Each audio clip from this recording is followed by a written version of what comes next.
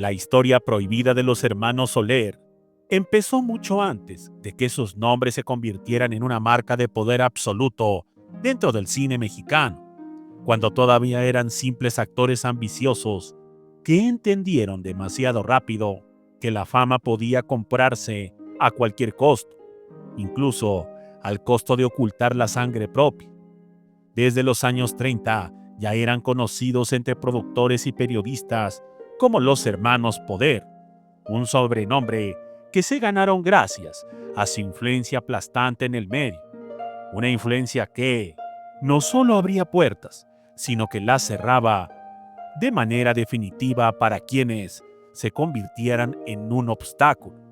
Nadie imaginaba que detrás de esa supuesta honorabilidad familiar existía una cadena de hijos no reconocidos, secretos, enterrados, amenazas por carta y silencios comprados que marcarían a tres figuras del entretenimiento mexicano. Sin más, comenzamos.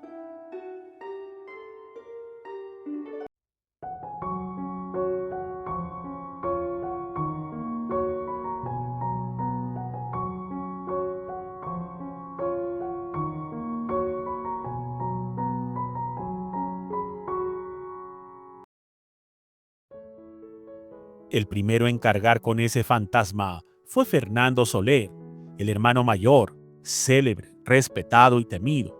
En 1935, cuando filmaba en Veracruz, vivió un breve romance fugaz con una joven que jamás imaginó que terminaría arrastrándolo durante el resto de su vida.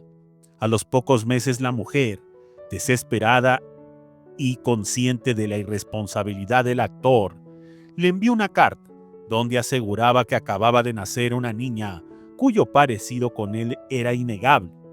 Fernando, desconfiado y obsesionado con no manchar su reputación, rompió la carta frente a su asistente, convencido de que se trataba de un engaño más de tantas mujeres que buscaban aprovecharse de los actores famosos. La niña creció lejos de él, pero la vida tenía preparado un golpe maestro porque, hacia finales de los años 50, cuando Fernando ya era considerado una institución del cine y la radio, recibió otra carta.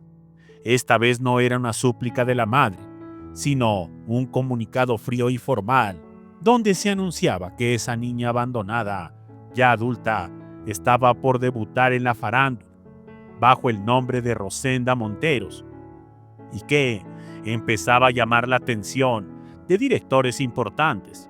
Para Fernando fue una humillación insoportable. No podía permitir que alguien con su sangre apareciera en la industria sin su permiso. A partir de ese momento, inició una campaña silenciosa, calculada y despiadada para evitar que Rosenda alcanzara una posición destacada. Utilizó llamadas privadas, rumores, inventados y presiones sobre productores jóvenes para relegarla siempre a papeles secundarios. Cada vez que Rosenda avanzaba un poco, Fernando intervendría para empujarla hacia atrás. Su obsesión por borrarla de la historia creció al grado de revisar personalmente la lista de reparto de proyectos donde ella pudiera participar. Su odio no nacía del rechazo a la joven, sino del temor de que sus decisiones pasadas se revelaran y destruyeran la imagen impecable que había construido durante décadas.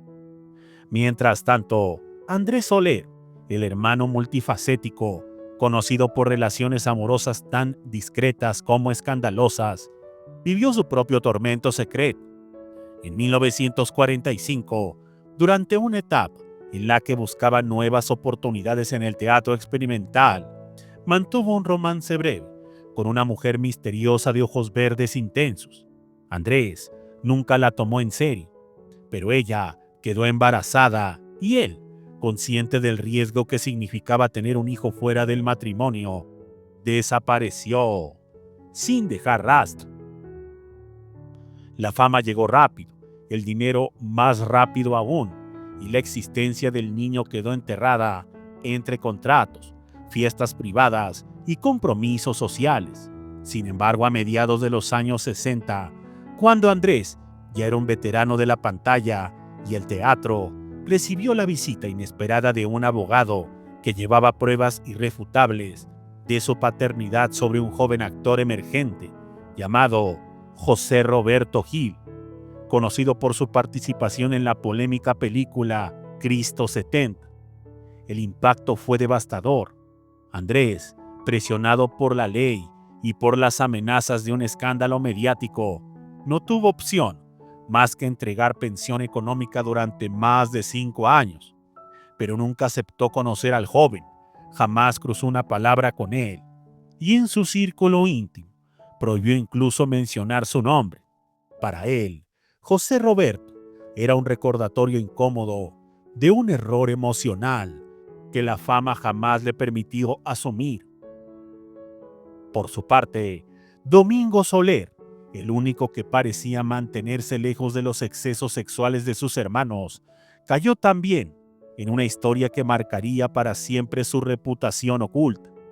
Durante una filmación, coincidió con la actriz de origen español Manolita Zabal, cuya presencia lo desconcertó al punto de transformar su conducta reservada en una pasión incontenible. Vivieron un romance intenso pero breve, totalmente clandestino, del cual nació un hijo que más tarde sería conocido como Manuel Zabal, un actor que con el tiempo se ganaría un espacio propio en televisión. Domingo, incapaz de enfrentar la presión familiar y el escrutinio público, tomó la decisión más pragmática y fría de su vida. Compró para Manolita y el niño una casa en una colonia de clase media en la Ciudad de México y luego se retiró para siempre.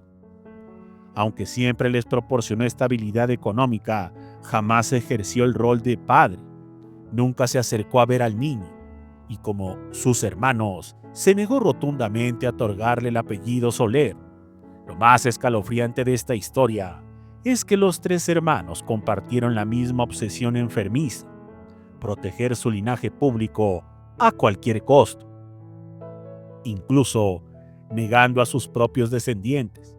Los 3 mantuvieron un silencio pactado que sobrevivió. Pero este tipo de situaciones en algún momento se los cobró la vida.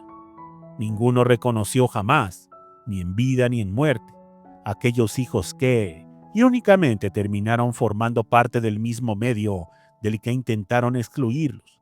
Los 3 crecieron, trabajaron y triunfaron sin el respaldo de esos hombres poderosos que compartían su sangre y que aún así hicieron todo lo posible por desaparecerlos del mapa emocional y artístico.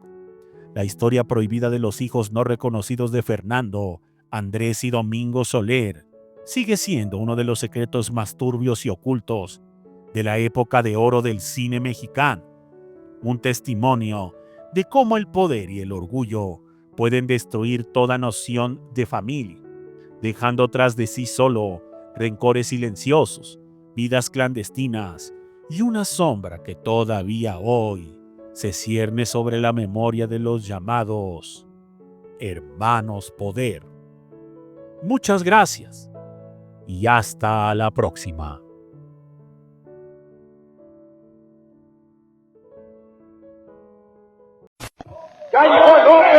Ya llegó el que andaba ausente.